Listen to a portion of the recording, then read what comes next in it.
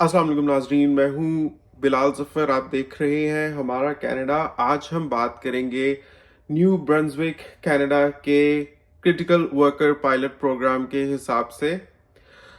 थोड़ी सी कन्फ्यूजन है लोगों को कि इस प्रोग्राम में एजुकेशनल इक्विवेलेंस निकलवाने की ज़रूरत है या नहीं है, आईएलटीएस की ज़रूरत है या नहीं है, खाली जॉब ही चाहिए होती है और किस किस्म की जॉब्स चाहिए होती हैं।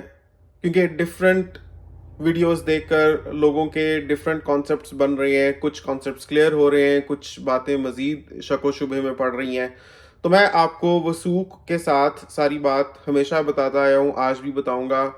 कल भी जो मैंने वीडियो बनाई थी उसमें आपको मैंने बताया था कि डॉक्यूमेंट को गौर से पढ़िएगा ताकि आपको सारी शराइत जो इस प्रोग्राम के साथ एसोसिएटेड हैं की समझ आ जाए और आप ये जांच सकें कि क्या आप इस प्रोग्राम के तहत कनाडा आ सकते हैं या ये उतना ही आसान है जितना बहुत से वीडियोस में बताया जा रहा है या नहीं।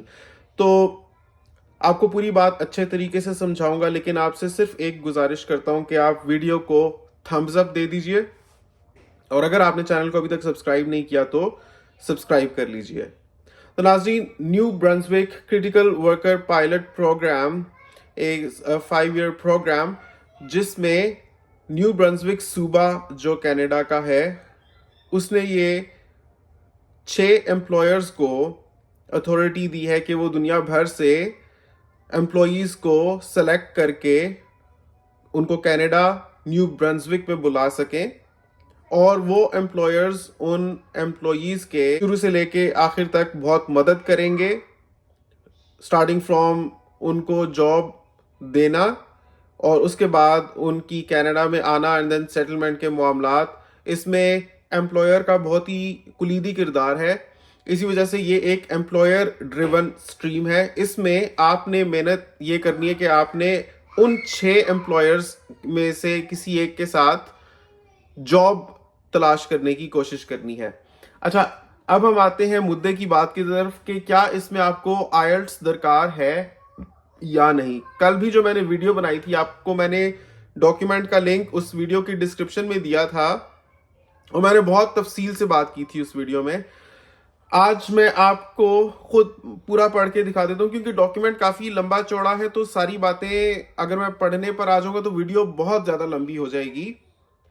सिर्फ चंद चीदा चीदा बातें कल की वीडियो में मैंने आपको बताई थी, लेकिन लोगों का अभी भी ये कॉन्सेप्ट क्लियर नहीं है कि क्या New Brunswick critical worker pilot program में आईएलटीएस या एजुकेशनल इक्विवेलेंस निकलवाने की ज़रूरत है या नहीं। कोई मिनिमम क्राइटेरिया है क्या एजुकेशन का, तो उसी का आपको आज की इस वीडियो में मैं जवाब देता हूं। आपने इस डॉक्यूमेंट को खोलना है और आपने जाना है पेज नंबर 13 पर जिसमें सिलेक्शन फैक्टर्स लिखा हुआ है। ये पार्ट 4 है, सिलेक्शन फैक्टर्स, और मैं पढ़ के आपको बता रहा हूं ताकि आपको पता हो कि मैं वसूख से बात कर रहा हूं एंड आई हैव एविडेंस कि जो मैं बोल रहा हूं उसके लिए।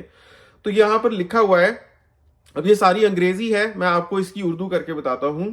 अप्लाई करने के लिए आपको ये यकीनी बनाना है कि आप तमाम एलिजिबिलिटी रिक्वायरमेंट्स पर पूरे उतरते हो।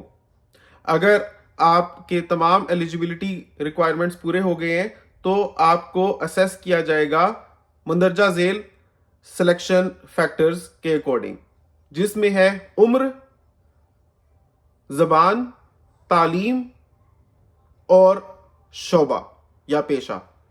अब इसमें उम्र की जो बात है उसमें यह है कि आपकी उम्र होनी चाहिए 19 से 55 साल के दरमियान। ऑफिशियल लैंग्वेजेस की जो रिक्वायरमेंट है उसमें लिखा हुआ है कि लैंग्वेज रिक्वायरमेंट पर पूरा उतरने के लिए आपको वैलिड टेस्ट रिजल्ट्स सबमिट करने हैं किसी डेजिग्नेटेड टेस्टिंग ऑर्गेनाइजेशन से, जो ये दिखा सके कि आपने मिनिमम स्कोर अचीव किया है अपनी जबान की कॉम्पिटेंस में, जो बराबर है या बढ़कर है कैनेडियन लैंग्वेज बेंचमार्क 4 से। और कैनेडियन लैंग्वेज बेंचमार्क 4 होता है जिसमें मिनिमम आपको 3.5 रीडिंग में चाहिए, 4 राइटिंग में चाहिए, 4.5 लिसनिंग में चाहिए और 4 स्पीकिंग में चाहिए। और ये मैं आईएलटीएस जनरल की बात कर रहा हूँ। याद रखिएगा, कभी भी आप अगर इमिग्रेशन के लिए कोई भी प्रोसेस करते हैं, किसी भी स्ट्रीम से इमिग्रेट करके कनाडा आना चाहते हैं, तो आपको आईएलटीएस जनरल ही देना होगा। ये भी एक क्वेश्चन है लोगों का कि बिलाल भाई, मैंने आईएलटीएस एकेडमिक दिया हुआ है, तो क्या मेरा आईएलटीएस एकेडमिक ही चल जाएगा? तो नहीं, आईएलटीएस एकेडमिक आपका इमिग्रेशन के लिए नहीं चलेगा, आपको आईएलटीएस जनरल ही देना होगा। एक और क्वेश्चन अक्सर लोग करते हैं कि कुछ लोग एमए इंग्लिश होते हैं या इंग्लिश पढ़ाने में उनका एक तजर्बा रहा होता है, या उनकी बड़ी अच्छी क्वालिफिकेशन रही होती है, या उन्होंने चंद साल पहले आईएलटीएस दिया होता है, तो आईएलटीएस की वैलिडिटी भी 2 साल होती है। ये भी आपको याद रखना है। और सिर्फ आपका आईएलटीएस जनरल चलेगा, भले आप इंग्लिश में मास्टर्स हैं, जो भी आपको आईएलटीएस जनरल देना ही होगा। अब यहां पर उसमें एक चीज ये एडेड है यहां पर कि इस पायलट प्रोग्राम की टर्म्स के तहत, अब ये गौर से सुनिएगा, इस पायलट प्रोग्राम की टर्म्स के तहत अगर आपके पास वैलिड टेस्ट रिजल्ट्स नहीं है जो ये दिखा सके कि आपका मिनिमम स्कोर है जो बराबर है कैनेडियन लैंग्वेज बेंचमार्क 4 के चारों लैंग्वेज कंपोनेंट्स में, मतलब इन अदर वर्ड्स, अगर आप के पास वैलिड टेस्ट रिजल्ट्स नहीं है, या आपने टेस्ट दिया नहीं, या तो आपने दिया लेकिन आपके वो स्कोर्स नहीं आए, तो एप्लीकेशन के वक्त जिस न्यू ब्रंसविक एम्प्लॉयर ने आपको हायर किया है उसके लिए जरूरी है कि वो ये फराहम करे, क्या फराहम करे? एक साइंड अटेस्टेशन लेटर। और ये साइंड अटेस्टेशन लेटर आपके नॉमिनेशन एप्लीकेशन का हिस्सा होगा। मतलब आपके लिए सेफेस्ट ये है कि आपने खुद आईएलटीएस दिया हुआ हो, और ऑनेस्टली आईएलटीएस जनरल में रीडिंग में 3.5 ले लेना, या 4 राइटिंग में ले लेना, 4.5 लिसनिंग में ले लेना, या 4 स्पीकिंग में ले लेना, मैं समझता हूँ अगर किसी की बेसिक सी इंग्लिश स्किल्स भी हैं तो वो ये अचीव कर सकता है। मेरा तो खैर बहुत ही अच्छा स्कोर आया था। अगर आप चाहते हैं कि मैं आपके साथ शेयर करूं अपना आईएलटीएस जनरल का रिजल्ट, तो मैं आपको वो पूरा फॉर्म ही दिखा दूंगा। बताइएगा, अगर आप लोगों का इसरार होगा तो मैं आपको शो कर दूंगा कि मैंने क्या स्कोर्स लिए थे। मेरा ओवरऑल बैंड 8 आया था, और किस किस मॉड्यूल में कितना कितना आया था वो आपको मैं बता दूंगा, और मैंने कैसे तैयारी की थी उसके बारे में एक पहले वीडियो बना चुका हूं, वो आप देखिएगा जरूर, आपकी हेल्प होगी उससे। और अगर आप मुझसे आईएलटीएस की कोचिंग लेना चाहते हैं based on my personal experience, तो आप के लिए मैं नंबर व्हाट्सएप का डिस्क्रिप्शन में डालता हूं, आप मुझे कांटेक्ट कर सकते हैं। ऑब्वियसली क्योंकि मेरा भी इसमें वक्त लगता है लोगों को सिखाने में, तो I will charge but like a basic fee for that. उसके बाद आप ये देखें कि आईएलटीएस अगर आप नहीं दे सकते तो, या नहीं दिया हुआ, तो अगर आपका एम्प्लॉयर एक साइंड अटेस्टेशन लेटर दे देता है नॉमिनेशन एप्लीकेशन के साथ, तो भी चल जाएगा।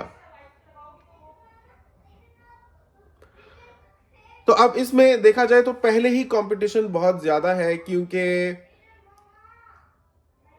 एक तो जो स्टूडेंट्स दुनिया भर से कनाडा आए हुए होते हैं, अगर वो इन जॉब्स के लिए अप्लाई करेंगे इन 6 एम्प्लॉयर्स के साथ जिनका जिक्र मैंने कल की वीडियो में किया था, तो शायद एम्प्लॉयर्स उनको हायर करना ज़्यादा प्रेफर करें उन लोगों की निस्बत जो ऑल ओवर द वर्ल्ड से अप्लाई करें, क्योंकि उनको पता है कि ये लोग पहले से कनाडा आ चुके हुए हैं और इनके लिए वर्क परमिट अरेंज करना विल बी रिलेटिवली ईजियर।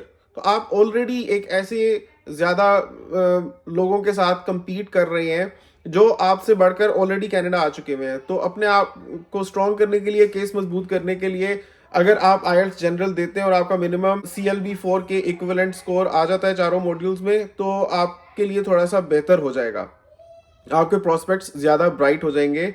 लेकिन हाँ, ये बात है, लिखी हुई है इस डॉक्यूमेंट में कि अगर आपने आईएलटीएस का रिजल्ट नहीं है आपका वैलिड जो मिनिमम 4 के बराबर हो, तो फिर ज़रूरी होगा कि आप अपने एम्प्लॉयर को ये कन्विंस करें कि वो आपके बिहाफ पर एक साइंड अटेस्टेशन लेटर दे नॉमिनेशन एप्लीकेशन के साथ। ये रही बात आईएलटीएस की।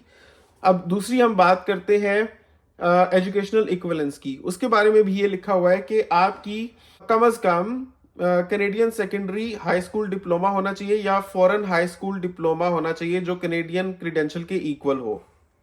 अगर आपके पास फॉरेन एजुकेशन है तो फिर आपको एक एजुकेशनल क्रीडेंशियल असेसमेंट चाहिए होगी जिसको ईसीए कहते हैं, और वो भी आपको रिकग्नाइज्ड ऑर्गेनाइजेशन से चाहिए होगी, जो मैंने निकलवाई थी वर्ल्ड एजुकेशन सर्विसेज से। अब कुछ लोग कहते हैं कि इसमें तालीम की ज़रूरत नहीं है या तालीम की इक्वलेंस निकलवाने की ज़रूरत नहीं है, तो उसमें कहाँ तक सदाकत है। तो उसमें ये यहाँ पर लिखा हुआ है कि इस पायलट प्रोग्राम के टर्म्स के तहत अगर आपके पास Canadian secondary high school diploma नहीं है या आपके पास बाहर से लिया हुआ भी कोई हाई स्कूल डिप्लोमा जो इक्वल हो कैनेडियन क्रीडेंशियल के नहीं है, या आपके पास वैलिड ईसीए रिपोर्ट नहीं है एप्लीकेशन के वक्त, ईसीए मतलब एजुकेशनल क्रीडेंशियल असेसमेंट, तो न्यू ब्रंसविक एम्प्लॉयर के लिए लाजमी है कि वो मुहैया करे signed attestation letter as part of the nomination application. Just like the IELTS result, अगर आपके पास वैलिड आइल्ट्स रिजल्ट नहीं है, इसी तरह से अगर आपके पास एजुकेशनल क्रीडेंशियल असेसमेंट नहीं है, तो भी जिस एम्प्लॉयर ने आपको जॉब दी है उसके लिए लाजमी होगा कि वो नॉमिनेशन एप्लीकेशन के साथ एक साइंड अटेस्टेशन लेटर प्रोवाइड करे।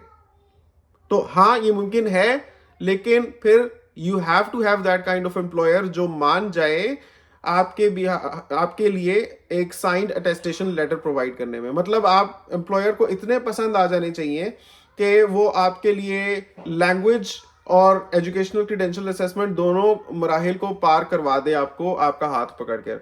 उसके बाद फिर वर्क एक्सपीरियंस की बात करते हैं। इसमें भी लिखा हुआ है कि गुज़िश्ता 5 साल के अरसे में आपने कम से कम 1560 घंटे काम किया होना चाहिए एक 12 महीने के अरसे में, और उसकी चंद शराइत लिखी हुई है जो आप डॉक्यूमेंट में पढ़ सकते हैं। डॉक्यूमेंट का लिंक अगेन आज की वीडियो में भी मैं नीचे डिस्क्रिप्शन में डाल दूंगा।